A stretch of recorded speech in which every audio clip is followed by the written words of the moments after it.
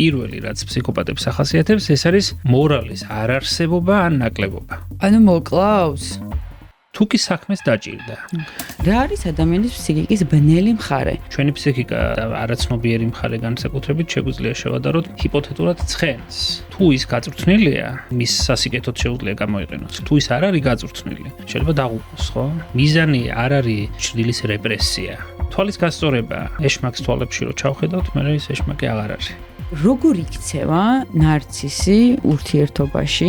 როგორ იწყებს, როგორ შედის? ნარცისის პარადოქსი და ტრაგედიაც ის არის, რომ ერთი მხრივ ნარცისს ჭირდება სხვა ადამიანები, რომ აირეკლოს საკუთარი თავი. იმიტომ რომ სხვა ადამიანის გარეშე თვითონ არ არსებობს.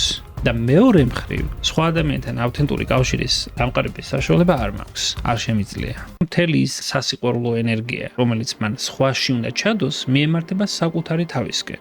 საზოგადოება რაც უფრო მეტად ინდივიდუალიზებულია, პირველი შთაბეჭდილება ადამიანზე არის გაცილებით უფრო დაფასებული. შენ გვაქვს 2 წუთი, რომ წარმიდგინო შენი თავი, რაც გაიძულებს, მოიტყუო საკუთარი თავის შესახებ, გააბუქო. თუ არ მოიტყუები, სამსახურში არ აგიყვანენ ეს წარმოდგენა. ფულს მოაქვს მაგალითად წარმატება. წახალისებულია მაგალითად ბიზნეს ფსიქოლოგიაში, რომ შეჭამე, მოკალე, გადაღლაპე, მეტი შანსი არ გექნება მგელი ხარ ადამიანისთვის, ხო? ეგეც ნარცისული მახასიათებლების გაღვივებას ნიშნავს. იუნგი ამბობდა ასეთ რაღაცას, რომ ცხოვრებას რაღაცა ორ ნაწილად ყოფდა. ცხოვრების პირველი მონაკვეთი უნდა იბრძოლოს, შედგეს და ცხოვრების მეორე ნაწილი არის უკვე კითხვის დასმა. რატო ცხოვრობ, რატო ვაკეთებ? ძალიან მნიშვნელოვანი გამოწვევაა ეგ.